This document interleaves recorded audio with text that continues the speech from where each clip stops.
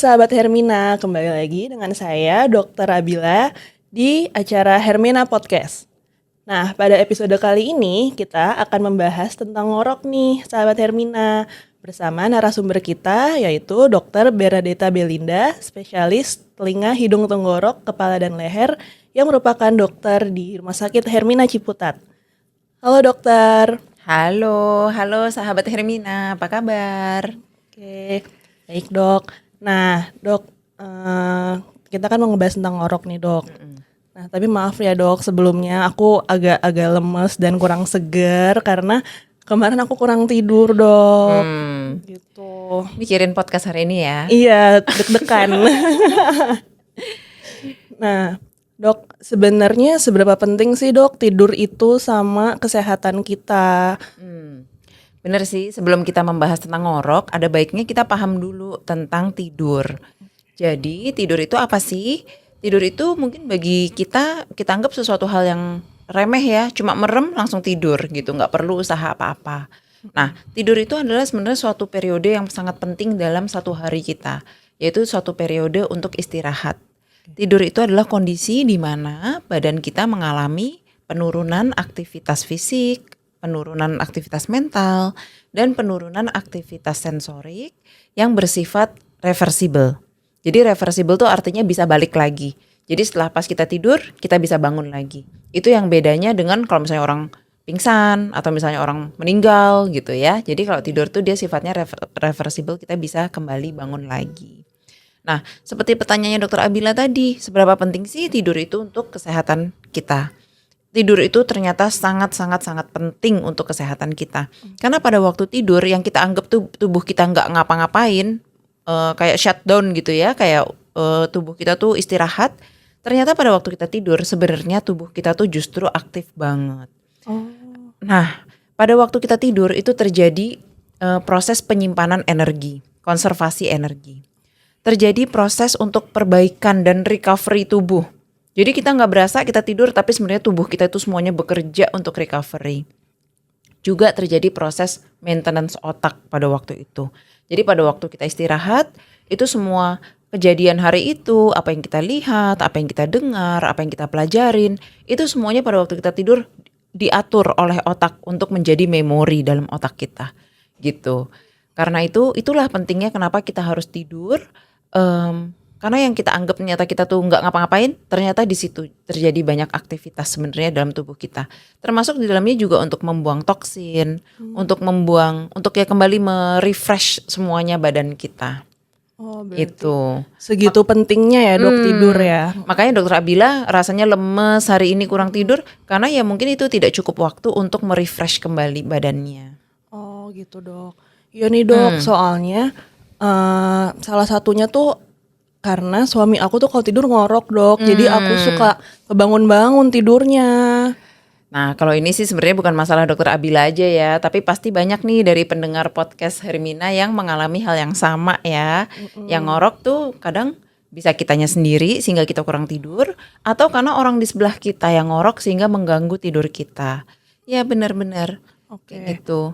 Jadi ngorok ini merupakan masalah kesehatan yang serius nggak sih dok? Ngorok ini adalah sebenarnya semua orang pasti ada waktu dalam hidupnya yang pernah ngorok. Kayaknya nggak ada deh orang yang nggak pernah ngorok sama sekali gitu ya. Semua orang pasti ada aja pernah mengalami ngorok. Kenapa sih ngorok itu bisa terjadi? Nah, kita perlu pahami dulu nih bahwa pada waktu kita tidur itu kan proses pernafasan tetap berjalan. Memang pada waktu awal kita tidur, jadi tidur itu dibagi 2 fase ya. Ada namanya fase rapid eye movement, ada non rapid eye movement. Mungkin kita perlu paham dulu sedikit tentang ini, baru nanti kita bisa paham lebih lanjut tentang mengoroknya. Oke, gimana tuh dok berarti? Nah, jadi kalau sekarang nih kita kan kondisinya bangun ya. Pada waktu kita mau tidur, pertama kali kita itu merem kan, kita merem terus kita mulai lemesin badan kita, mulai relax. Nah itu kita mulai masuk habis itu ke fase namanya non rapid eye movement atau disingkatnya non REM. Non REM yang masuknya ke light sleep ya, jadi masih tidur dangkal. Pada waktu itu mulai tuh badan kita otot-ototnya mulai relaksasi, pernafasan kita mulai lambat dan teratur, tekanan darah kita turun. Nah, itu kita mulai tuh relax. Terus kita masuk ke fase deep sleep, masih dalam non rapid eye movement tapi yang deep sleep. Itu semakin tekanan darah kita semakin turun, nafas kita semakin pelan dan teratur, dan otot-otot kita semakin lemes lagi dan kita semakin masuk ke periode tidur yang deep sleep. Oke. Setelah itu kita baru masuk ke fase yang namanya rapid eye movement. Nah, rapid eye movement ya itu artinya ketika gerakan matanya itu aktif. Jadi pada waktu rapid eye movement itu sebenarnya kita tidur yang dalam, tapi ternyata otak kita aktivitasnya naik. Aktivitasnya tuh aktif banget sampai kalau kita lihat gelombang-gelombangnya itu hampir mirip dengan gelombang ketika kita bangun. Padahal kita tidur, tapi otak kita bekerja aktif. Nah, pada waktu bekerja aktif inilah kalau kita lihat gerakan mata orang di rapid eye movement itu matanya sebenarnya kayak goyang-goyang begitu. Makanya namanya ini fase rapid eye movement. Di fase inilah otak kita mulai tuh bekerja, membuang toksin, habis itu masukin memori seperti yang tadi kita bahas ya. Ini nih otak kita lagi kerja nih, beres-beres semuanya di dalam badan kita. Jadi makanya pas lagi tidur ini ada istilahnya tuh housekeeping. Lagi housekeeping, otak kita lagi housekeeping nih, lagi beres-beres gitu ya, bersih-bersih semuanya di badan kita. Dan ketika ini biasanya detak jantung kita justru agak naik, napasnya agak nggak teratur, tekanan darahnya bisa naik, seperti itu ya, karena ini otaknya lagi aktif bekerja. Nah, tapi otot-otot badan kita lagi lemes. Jadi makanya di periode inilah muncul mimpi. Ya, pas otaknya lagi aktif gitu muncul mimpi. Tapi pas mimpi ini otot kita lemes, nggak gerak. Makanya kita mimpi lagi lari-lari, mimpi apa, tapi kita badannya nggak gerak gitu, karena ototnya ini lagi lemes banget. Ini periode rapid eye movement. Dalam kita 1 kali tidur malam, itu bisa terjadi berulang-ulang nih, non rapid, itu rapid, jadi non rem, bolak-balik bisa 4-6 siklus. Kalau kita dalam sekali tidur itu bisa full menjalani semua siklusnya ini, wah bangun-bangun kita segar pasti. Berkualitas ya dok Berkualitas, ya. Tapi ada kondisi di mana kita mengorok. Nah, kok bisa? Kenapa ngorok? Ngorok itu apa dulu sih? Ngorok itu adalah suara yang ditimbulkan ketika aliran udara melewati saluran pernafasan kita, yang saluran pernafasan kita terdiri ada jaringan lunak, ada jaringan keras. Ketika dia lewat jaringan lunak, itu karena tekanannya tinggi menyebabkan getaran pada jaringan lunak itu. Makanya bunyinya kayak krrr gitu ya. Karena itu getaran pada jaringan lunak. Nah, makin kecil saluran napas kita, maka jadi kan tekanannya makin tinggi melewati saluran itu, sehingga getarannya pun makin kencang, suara ngoroknya makin kencang. Ya, itulah makanya bisa timbul suara mengorok. Seperti itu. Nah dok, terus apakah mengorok itu merupakan tanda bahwa adanya masalah kesehatan di badan kita? Belum tentu bisa iya bisa enggak. Tergantung. Memang nih kadang-kadang kan kalau kita lagi capek banget ya, kita tidur, ada tuh orang yang ngorok. Jadi pada waktu capek banget itu masuk ke periode tidur di mana otot kita tuh semuanya melemaskan diri semuanya ya, sehingga salah satunya di saluran pernapasan juga jadinya kayak agak lebih lemes, lidah kita jatuh. Jadi pas udaranya lewat dia agak bunyi ngorok-ngorok gitu. Tapi padahal kalau kita nggak terlalu capek banget, kita sebenarnya bukan tipe yang ngorok, misalnya begitu ya. Tapi ada juga nih orang baru merem langsung ngorok. Gitu ada kan, yang kayak bahkan tidurnya sambil duduk pun ngorok gitu. Sepanjang malam ngorok terus kenceng. Wah, itu juga ada tuh. Nah, kalau yang orang seperti itu kita mesti perhatikan baik-baik. Kenapa dia kok ngorok terus? Berarti ada masalah di sepanjang saluran nafasnya itu. Ada bagian yang sempit menyebabkan ketika udara itu mau keluar masuk itu udaranya menjadi menggetarkan saluran napasnya dia. Itu adalah sesuatu yang tidak baik dan tidak normal ya. Sehingga itu menunjukkan bahwa aliran udaranya nggak lancar, itu akan mengganggu siklus tidurnya dia. Sehingga dia tiap kali bangun itu nggak bisa mencapai segar gitu. Ya, nggak berkualitas baik gitu ya dok tidurnya ya. Betul. Oke. Nah berarti ngorok itu ada yang normal dan ada yang abnormal gitu ya dok ya. Betul. Oke. Nah kemudian ada nggak sih dok tes yang bisa kita lakuin di rumah kepada anggota keluarga kita atau pada orang terdekat kita untuk mengetahui nih apakah ngoroknya normal atau tidak normal. Oke, jadi memang ada kuesioner yang bisa kita lakukan sendiri dulu di rumah untuk kita ngetes diri kita atau ngetes anggota keluarga kita supaya kita tahu ini ngoroknya udah parah atau ringan gitu ya. Jadi pertama ada satu kuesioner yang paling terkenal tuh namanya Epworth Sleepiness Scale.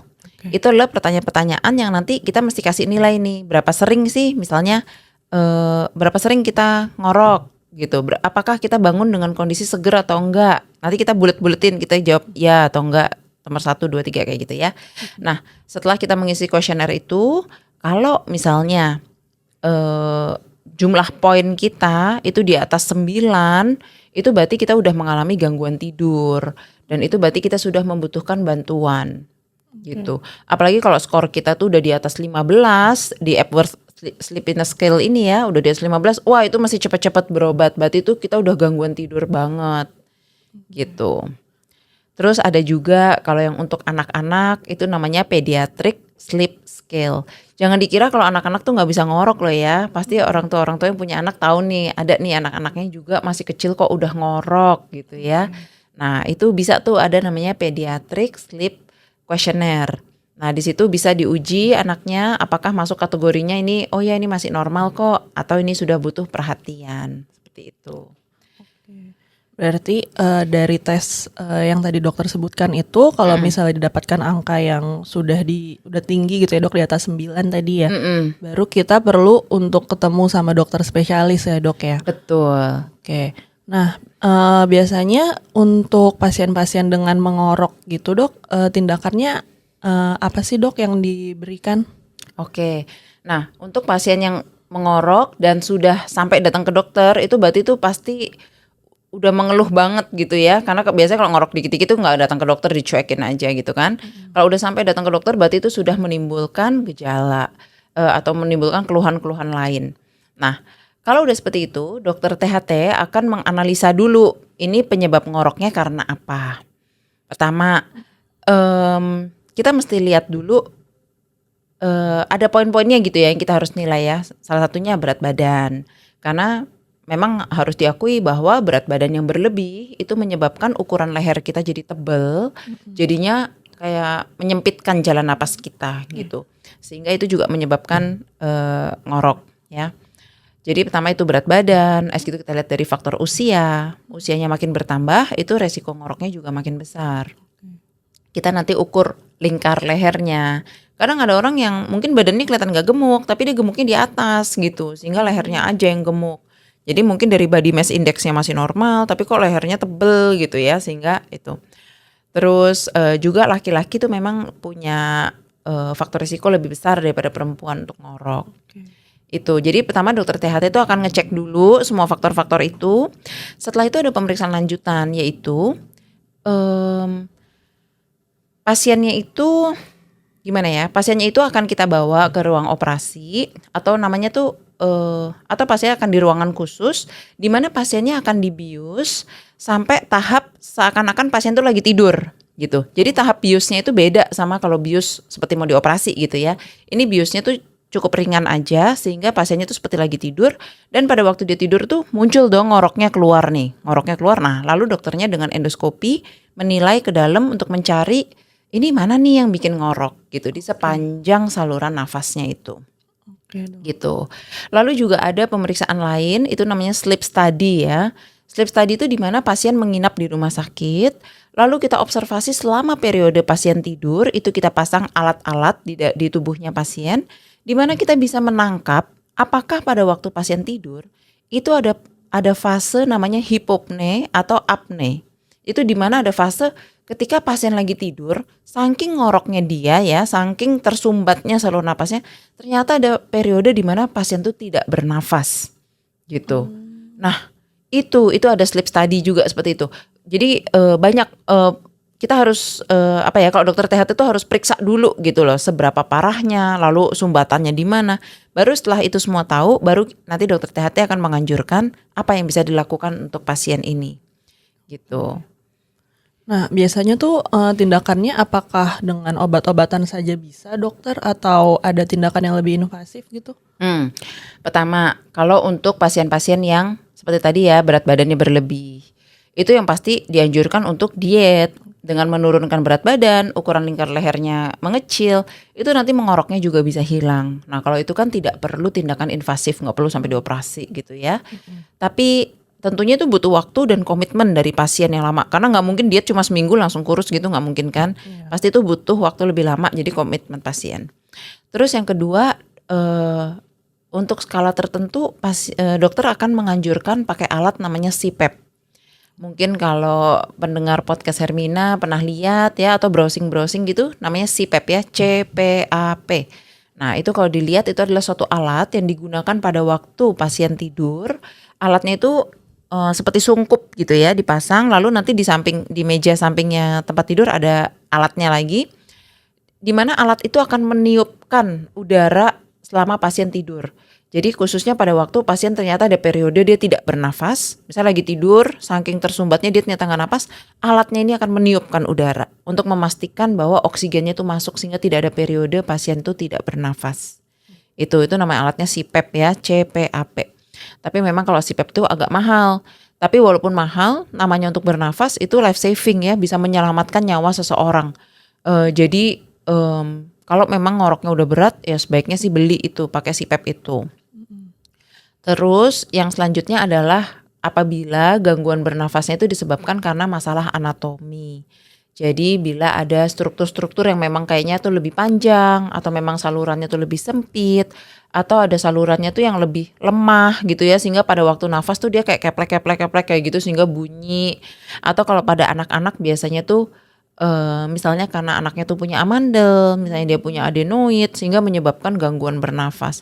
Nah kalau masalah-masalah seperti itu tentunya dokter THT-nya akan menganjurkan untuk tindakan operasi yang bisa melegakan saluran pernafasannya. Oke, Itu. berarti balik lagi ya dokter, gantung dari penyebab dia ngoroknya tuh apa gitu ya. Betul. Oke, kayaknya udah cukup jelas nih penjelasan dari dokter Belinda tentang pembahasan kita mengenai ngorok nih. Nah, mungkin untuk sahabat Hermina di rumah, kalau misalnya ada anggota keluarganya atau ada orang terdekatnya yang kalau tidur ngorok, bisa dilakukan assessment dulu menggunakan tes yang tadi udah disebutin dan dijelasin sama dokter Belinda.